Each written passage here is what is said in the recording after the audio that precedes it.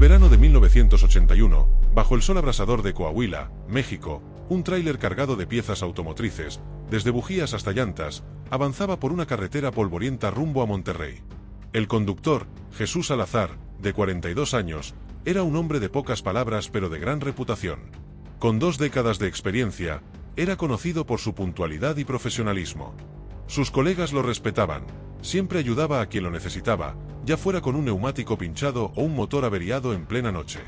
Jesús no tomaba riesgos innecesarios, evitaba conflictos y jamás se involucraba en negocios turbios. Esa noche, partió de Saltillo con la promesa de entregar la carga a tiempo. Nadie imaginó que sería su último viaje. En los años 80, la tecnología de rastreo era primitiva. Los camioneros dependían de radios CB para comunicarse y de bitácoras manuales para registrar sus rutas. Los sistemas GPS eran básicos, con coordenadas imprecisas que a menudo dejaban lagunas en los registros. La empresa de Jesús, Transportes del Norte, confiaba en la experiencia de sus conductores más que en la tecnología. La última señal de Jesús se detectó en una gasolinera solitaria, a unos 100 kilómetros de Saltillo, en un tramo desolado de la carretera federal 57. Una cámara de seguridad, de las pocas instaladas en la época, captó a Jesús bajando de la cabina. Compró un café y un refresco en una máquina expendedora, revisó el motor y habló por radio durante unos minutos. Su rostro, según las imágenes granuladas, no mostraba preocupación. Todo parecía rutinario. Un conductor que estaba en la gasolinera esa noche, un hombre llamado Esteban, recordó haber intercambiado saludos con Jesús. Estaba como siempre, tranquilo, fumando un cigarro junto al tráiler, dijo Esteban años después. Jesús no habló con nadie más, salvo por unas breves palabras por radio. Subió a la cabina, arrancó el motor y se incorporó a la carretera bajo la luz de la luna. 2 horas después, la comunicación se cortó. Los operadores de la empresa intentaron contactarlo, pero solo recibieron estática. La bitácora indicaba que el tráiler debía haber cruzado un tramo desértico cerca del río Nazas, donde un viejo puente de concreto marcaba el límite entre 2 municipios. Ese lugar, conocido por su aislamiento, era poco transitado, especialmente de noche. Cuando la carga no llegó a Monterrey, el cliente, una distribuidora de autopartes, dio la voz de alarma. La empresa revisó los registros. La última comunicación fue en la gasolinera.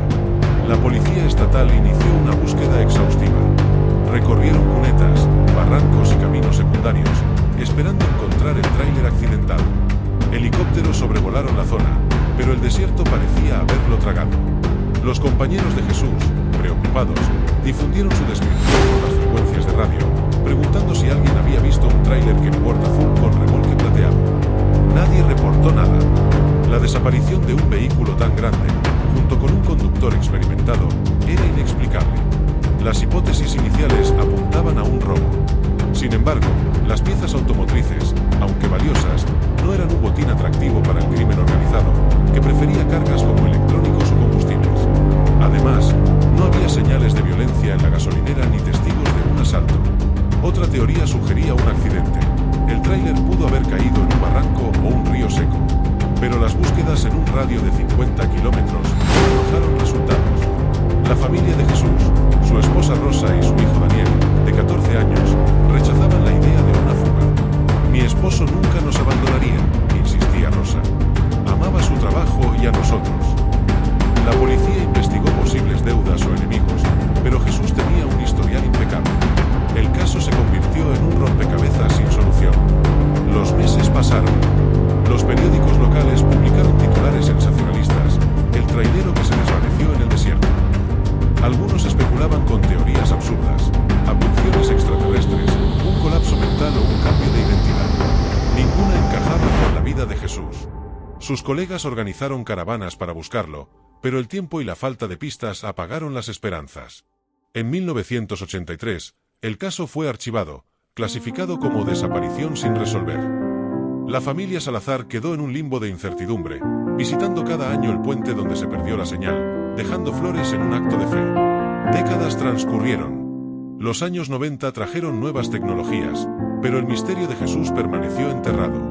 En los 2000, Daniel, ya adulto, intentó reabrir el caso, contratando detectives privados. No encontró nada.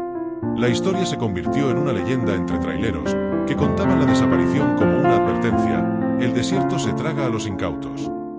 Algunos creían que Jesús había sido víctima de un ajuste de cuentas, pero nadie podía probarlo. En 2023, una sequía histórica azotó el norte de México. El río Nazas, que alguna vez fue un cauce caudaloso, se redujo a un lecho de lodo y rocas. En un pueblo cercano, un agricultor, Pedro Gómez, caminaba por la orilla seca cuando vio un destello metálico. Al acercarse, reconoció la forma oxidada de un tráiler, medio enterrado en el fango. Llamó al sheriff, quien movilizó a la policía estatal y a un equipo de rescate. Lo que encontraron desafió toda lógica. El tráiler, un Kenworth azul con remolque plateado, estaba sumergido en lo que alguna vez fue el fondo del río. La cabina, aunque corroída por el tiempo, no mostraba daños estructurales significativos. Las puertas estaban cerradas desde dentro, y el cinturón de seguridad del conductor seguía abrochado. Dentro, encontraron restos humanos, preservados por las bajas temperaturas del agua profunda. Las placas, aunque desgastadas, coincidían con el vehículo de Jesús Salazar. La policía contactó los archivos de 1981, confirmando que era el tráiler perdido. Los forenses trabajaron con cuidado. Sacaron la cabina con grúas, evitando dañar las evidencias. Los restos, identificados como los de Jesús, mostraban fracturas en las muñecas, sugiriendo que pudo haber sido atado o forcejeado antes de morir. El parabrisas estaba agrietado, pero no roto, y el chasis no presentaba deformaciones graves. No había señales de un accidente violento.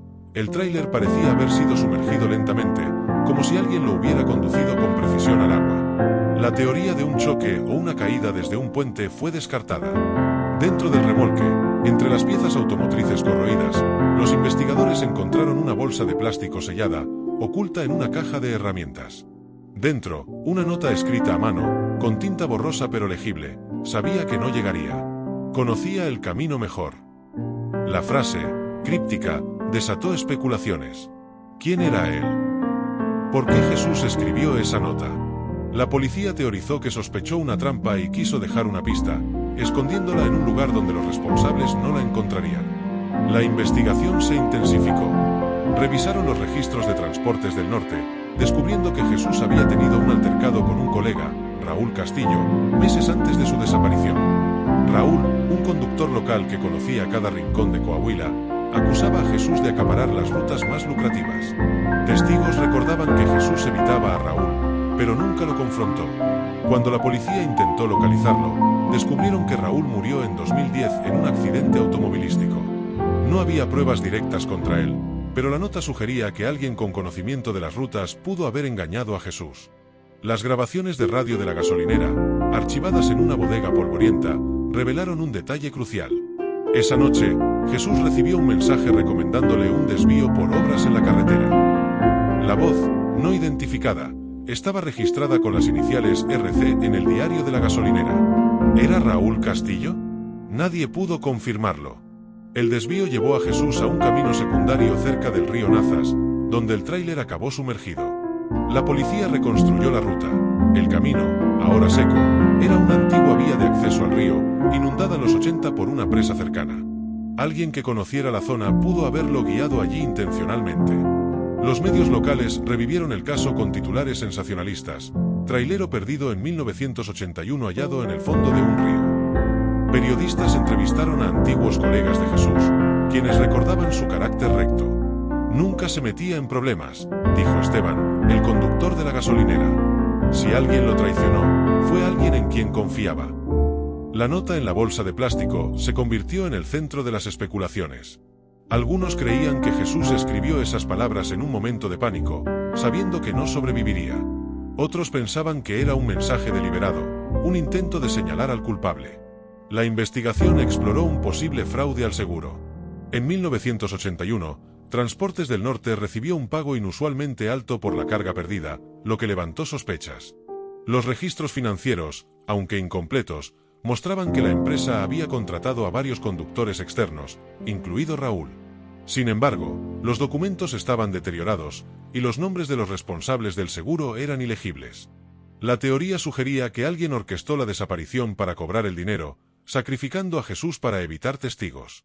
Pero, ¿por qué sumergir el tráiler entero en lugar de robar la carga? La respuesta seguía siendo esquiva. La familia de Jesús, tras 42 años de incertidumbre, pudo al menos darle un entierro digno. Daniel, ahora un hombre de 55 años, habló ante las cámaras con lágrimas en los ojos. Mi padre no merecía esto. Era un hombre honesto que solo quería trabajar. La nota, entregada a la familia, se convirtió en una reliquia dolorosa, las últimas palabras de un hombre atrapado en una trampa mortal. Rosa, su viuda, guardó la bolsa de plástico en una caja junto a una foto de Jesús, tomada en su última Navidad juntos. Entre los traileros, la historia de Jesús se convirtió en una leyenda urbana. En las paradas de carretera, los conductores veteranos advierten a los novatos: no confíes en desvíos sin confirmar. El desierto no perdona. El lugar donde encontraron el tráiler, ahora un lecho seco, atrae curiosos. Una cruz de madera, colocada por Daniel, marca el sitio donde el río ocultó el secreto durante décadas. Los lugareños dicen que la presa, construida en los 70, inundó caminos antiguos, creando un lugar perfecto para ocultar un crimen. La sequía de 2023, un fenómeno climático inusual, fue lo que finalmente reveló la verdad. La policía cerró el caso como homicidio premeditado, pero sin culpables identificados. Los posibles implicados, como Raúl, ya habían fallecido, y las pruebas materiales, erosionadas por el tiempo, no permitían conclusiones definitivas. Los forenses confirmaron que las fracturas en las muñecas de Jesús sugerían violencia, posiblemente ataduras. La cabina cerrada desde dentro apuntaba a un plan meticuloso. Alguien pudo haber bloqueado las puertas mecánicamente, dejando a Jesús atrapado mientras el agua subía. La falta de daños en el chasis reforzaba la idea de que el tráiler fue llevado al río por una rampa, no lanzado desde un puente. Los medios publicaron reportajes extensos, reconstruyendo la vida de Jesús. Sus amigos compartían anécdotas, como ayudó a un conductor varado en Chihuahua, como siempre llevaba una foto de su familia en la guantera. Esa foto, descolorida pero intacta, fue encontrada en la cabina, junto a una taza térmica vacía, la misma que usó para su café en la gasolinera. Estos detalles, pequeños pero humanos, recordaban que Jesús no era solo una víctima de un misterio, sino un hombre con una vida truncada. La investigación también exploró la posibilidad de un ajuste de cuentas personal. Jesús, aunque reservado, era competitivo, y algunos conductores envidiaban sus contratos. Raúl, en particular, había discutido con él en una cantina meses antes, según un antiguo despachador. Raúl decía que Jesús siempre se quedaba con lo mejor, recordó.